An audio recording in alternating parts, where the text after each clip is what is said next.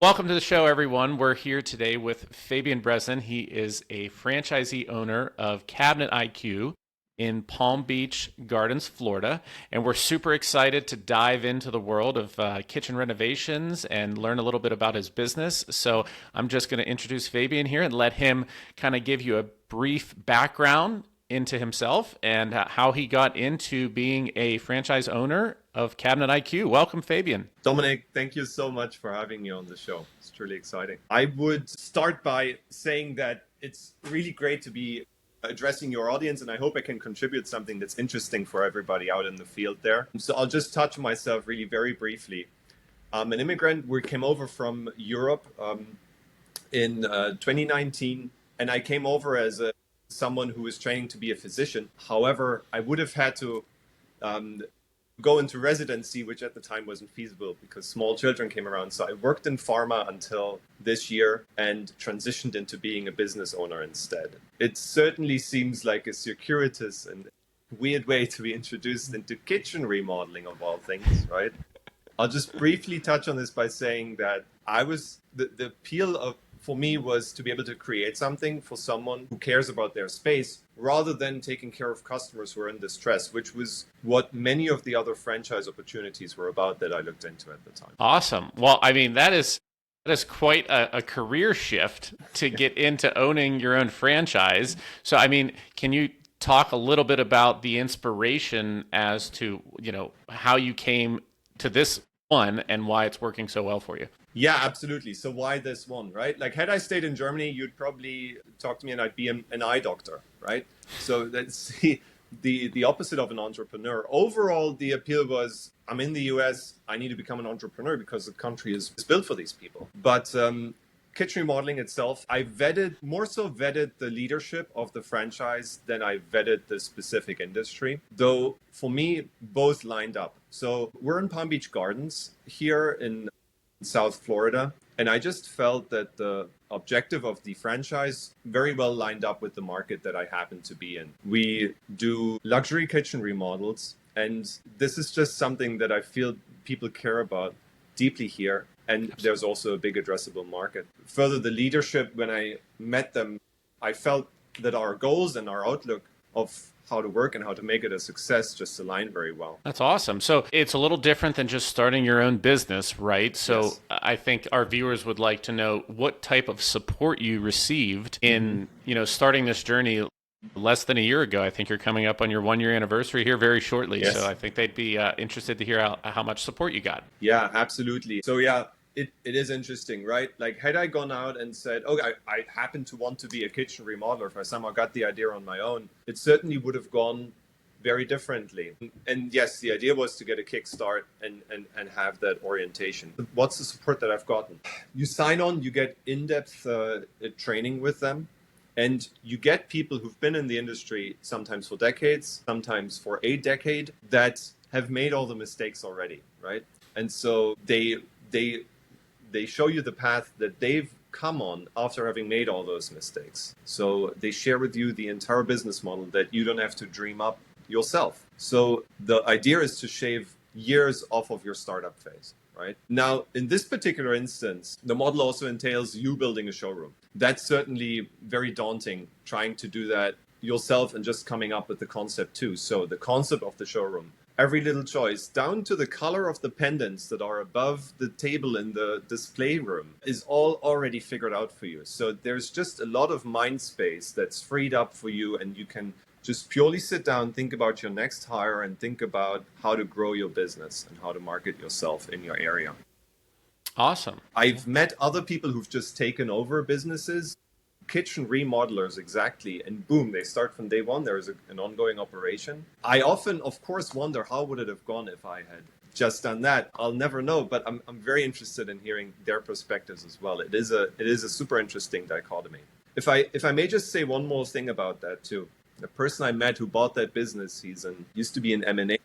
When it comes to scaling and eventually viewing your business as an asset, the feedback that I got from him was that, yes, if you have a franchise, certainly eventually when you feel like you want to value it, that'll be something that's very much working in your favor, because anyone who would come in after you has a system they can pick up, and there is no laborious handover process. It's very much a known quantity at that. So yeah, that's also something to consider depending on your long-term goals with your business. Awesome. So one of the things that you mentioned there was obviously you have the infrastructure set in place and you've got a lot of reliable resources that you can lean on in terms of making sure that you don't, trip over the same steps that they did along the way. So you're focused on growth. Why don't you talk to me a little bit about how you're trying to grow the business in your area? So we have to figure out our customer. And that's an interesting learning that we've had. So this particular franchise, it started out in Austin, Texas. They have started with location one, was a very successful kitchen remodeler after years in the market. They carry certain lines. They have a certain idea about the budget of their customers and about the preferences for cabinets in this case that their customers have. And they tailored their choices in marketing and in what they're offering accordingly. Now, you can't just copy and paste that concept and put it in LA, put it in New York, put it in Jacksonville. So that's what every owner, and we have locations in these spaces, that's what every owner in every territory has to figure out. Hey, what's the split of framed versus frameless cabinetry? What's my average ticket price? What style are people looking for? Is it only frameless? Is it inset? What's their spending sensitivity to certain portions of what we're offering them? So I feel this may not seem like it's immediately getting to the core of your question, but for us, learning about our customer is integral to how we approach wanting to grow. And getting to know them also means figuring out what they're doing all day. And it turns out in Palm Beach County specifically, they're scrolling Facebook a lot. So are you guys taking advantage of Facebook ads or Instagram ads then in relation to that to grow? Yeah, so that's something very specific to us, right? For example, in Austin, PPC got them a ton of revenue, but for us, it totally fell flat. It seems like in our area, people are much more social media focused. So that's a learning that we've had. And pivoting, once we found it out and pivoted the strategy, our lead flow just unlocked completely, right? What it was interesting for us is that it's not about, will I ever get enough attention on my business? Just need to, it's not your offer sometimes. We know when you buy a franchise, it's not the offer. The offer is great because it works. And you just have to find the key for your particular area. And once you've found it, then boom, you just tap into it even more strategically. Growing the business for me is just iteration on our marketing strategy. But all of that, on the other hand, now I come to the second part of the question, falls flat if you don't have operations that can back you up once you actually do get those leads. So obviously, to improve conversion, my other most important job is, besides thinking about how we position ourselves, is hiring that person that can take care of them. And I like this, it's everything. And for someone starting out, that doesn't have the expertise of a kitchen designer themselves. Being that person that is tech literate, flexible, wants to drive everywhere in your territory, has a great personality, and that customers want to interact with again and again, repeatedly, until we've got the design down that they want. It's a task. And only once you've achieved it, you realize how hard it was. But I'm grateful to be in that position now, and it's a total game changer once you've found the right person. So let's talk a little bit about that. So you started this franchise. Were you responsible for all of the hiring and developing your own team? And did you go through all of those growing pains this last year? Was that like the main challenge during the startup? Yeah, so absolutely. And in this instance too, and I think also generally, if someone is looking for a franchise, they're going to be mostly confronted actually with new franchises. And ours is a new one as well. The franchise itself is scaling rapidly at the moment. So you're not buying a McDonald's where every single thing is figured out for you. You're just the wallet, right? So in our case, that's not the case at all. Yeah, I have a vast liberty of how I run things, and I need to figure out, yes, hiring, location, marketing. I need to figure it out. But what helps me there and what gives me context. And what I almost cannot imagine being without is the community of owners that the franchise puts you in. Someone running the exact same business model, first across the country and in your market as well, in South Florida in our case. So all of the owners in our area, we are very close, and we exchange tactics and sometimes vendors for specific work we need done intensely. It's unlocked very much. Yeah, the alternative would be like being on an island and trying to figure out everything yourself. For example, when the tariffs were announced for furniture specifically, which was a few weeks ago, I would have probably panicked way more than I have, getting the context from everyone on that. There you go. Awesome. Well, let me kind of pivot here a little bit and ask you about how your experience has been for the entire year. Mm-hmm. Since you're in the building stage of things. Like how are you projecting to make out in terms of revenue for this first year? So I often say I have 4 jobs right now. We're taking care of the business as an owner. For a long time, I was also the most important employee of the business. And then I have to build the showroom, which is a whole job in and of itself as well. I can't even imagine how easy my life's going to be once that's done. So, and then we're also running a project that we got intimately involved with as a vendor as well. So right now I'm spread, and I can't even if all of those things become focused on, hey, you're just running the business, it would basically 4x my attention, and thus hopefully 4x the outcome as well. So the franchise Cabinet IQ would like its owners very much to generate revenue before the showrooms open. Now, in the kitchen remodeling space, a showroom is an essential tool. Yeah. And it's even for GCs who also offer kitchen remodels. Even they often have at least a small showroom for the cabinetry and for the finishes. It's just very different than our concept because it's sample focused versus full display focused. So with that context in mind, it's extraordinary to be able to generate revenue at all before the showroom opens. We've generated about $250,000 before it opens in the first year, which is all revenue that's not as high as we want for the business, obviously, and it's not as high quality as we want for the business either, because the flip side as well is without a showroom, you can't command as high a margin as you would be able to otherwise. You have to position yourself on other metrics, right? And we just went over realistic, and with my knowledge now, realistic targets for next year. We should be at about 1.8 million revenue for next year. If That's fantastic. Just reasonably project out growth and frequency with the existing operations. We may find another marketing unlock. I may find another great person to take care of those leads. It might be more, but I'm very confident we can at least get to that stage. Yeah, and I think what's important for our listeners is when you're first starting, whether it's a business or a franchise, you have to invest in the business, right? You can't just take everything out of it once you start making some money. You have to put it back in order to get to that 4x, 5x like you're talking about. So I think that was a great transition to explain, I'm taking the revenue that we're getting now, but I'm investing it back in the business to incrementally increase within the next year. So I think that's good for everyone that would be listening as well. So earlier you had mentioned some trends, for your area. Why don't you touch base on kind of what in Palm Beach Gardens is working well for you, like what you're seeing a lot of the customers, going with in terms of the kitchen cabinetry. I saw a post on your LinkedIn about the hoods and dog bowls. I mean, I'm sure you cover the whole gamut. So go ahead and elaborate on whatever you'd like right now. Absolutely. It's very interesting, right? And it's you talk to a lot of people, you collect your own anecdotal evidence. Once we're really in the thick of it, we'll probably do a more structured market analysis, but you're already getting a good feeling for everything, right? So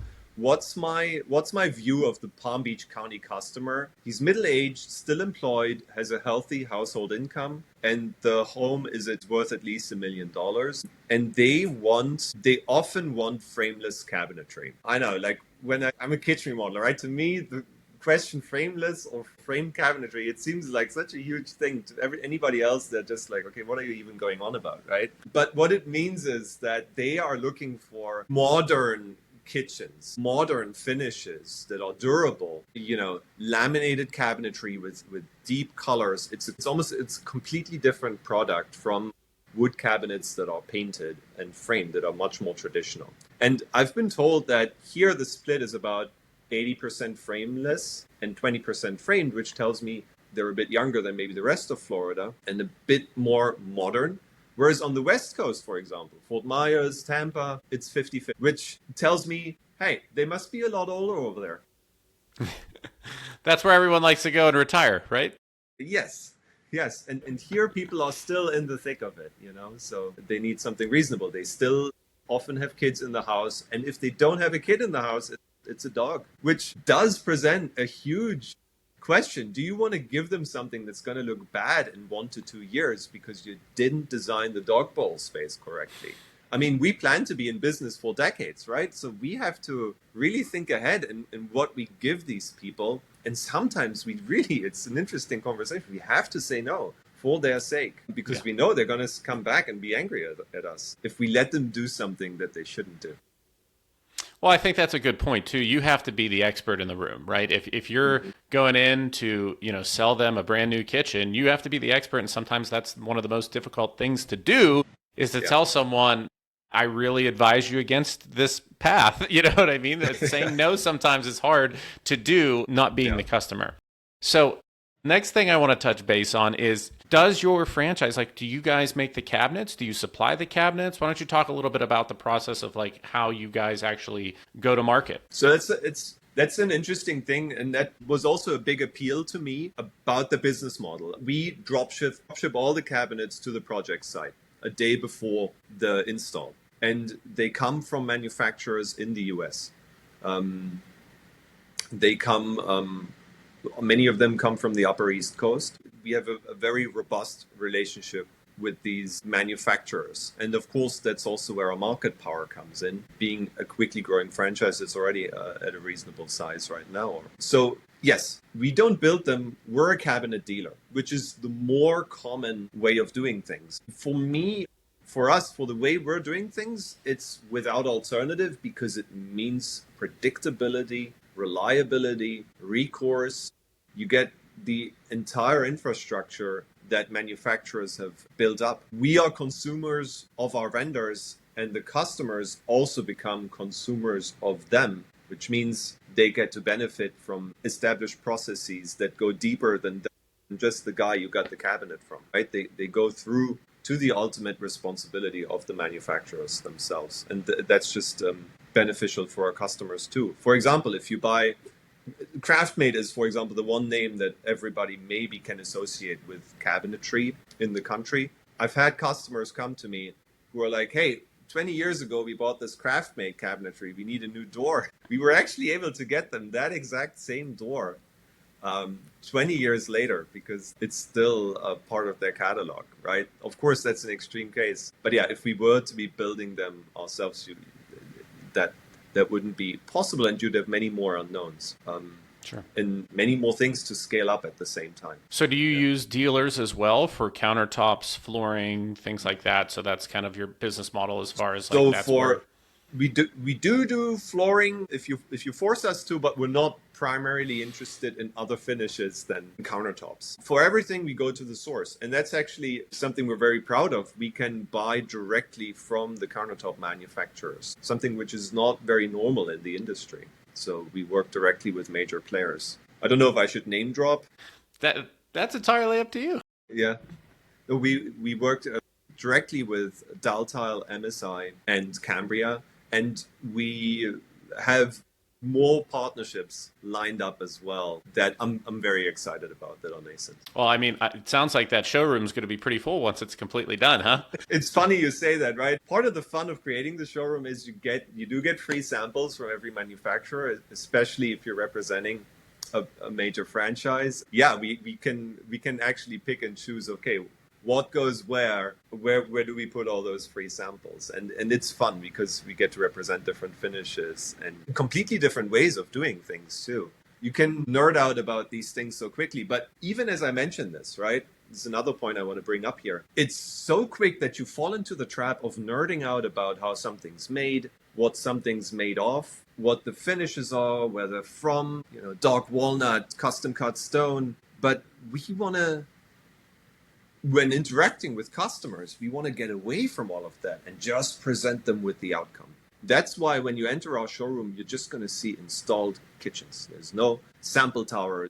There is no sample racks waiting for you to be rifled through. We want to just focus on what's best for them, and they don't care necessarily of how the cabinet that's serving them so well came to be, just that it does. So while we have this breadth of options, ideally, in an ideal customer interactions, they don't know anything about all that. They just know that we got their back, gave them a beautiful design, and just as they imagined it, it pops up in their home a few months later. That's what we want to provide. Yeah, it probably takes a lot of the decision-making process time frame.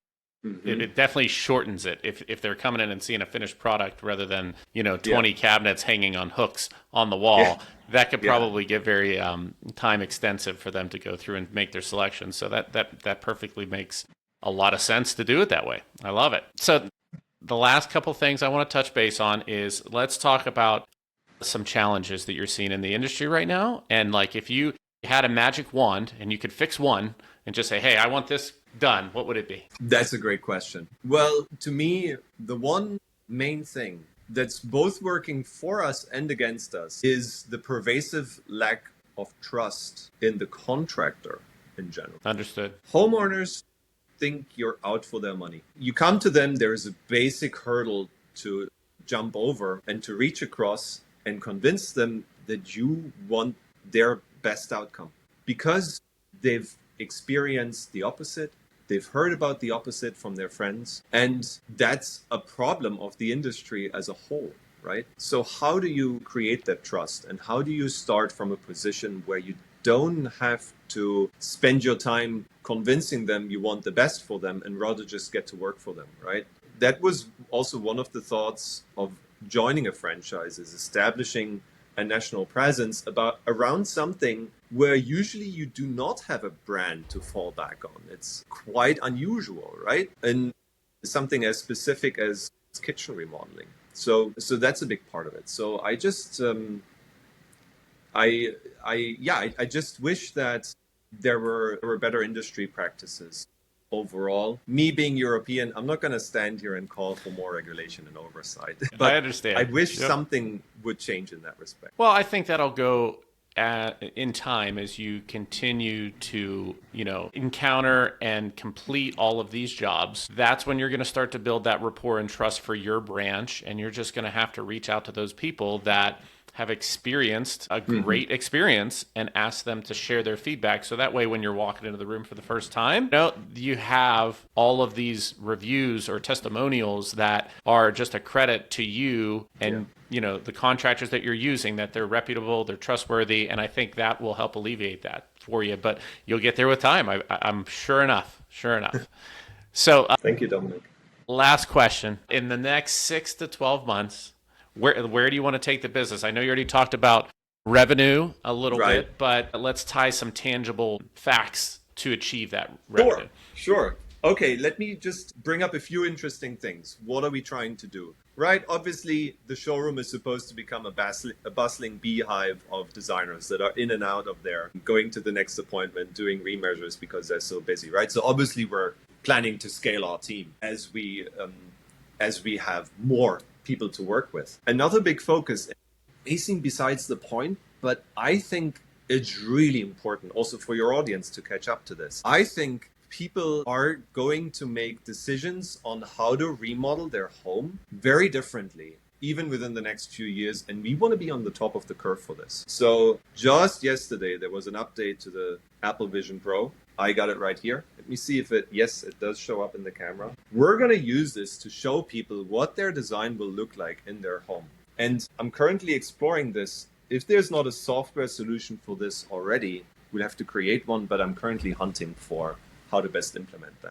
But that is to say, obviously, we'll continue honing our processes. It will reduce confusion. It will share the vision we have of the kitchen because we've looked at hundreds of them. With the customer immediately, it'll give them a better download without having to explain so much ourselves. They'll just see what we intend to do for them. That would be a fantastic unlock. And honestly, I think it won't be it'll be without alternative very, very soon. That's awesome. I mean, that's exciting. My home that I live in right now is probably 10 to 12 years old, and my wife has been casually suggesting to update the kitchen.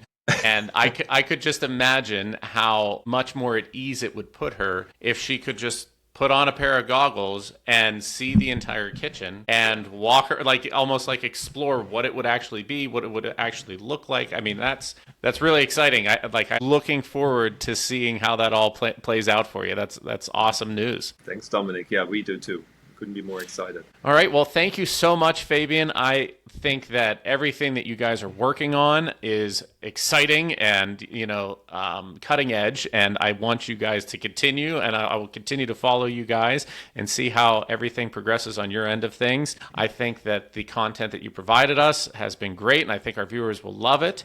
And I wish you nothing but the best here in the next 6 to 12 months, and I hope you achieve all of those goals. Thank you very much, Dominic. It was great fun to be on.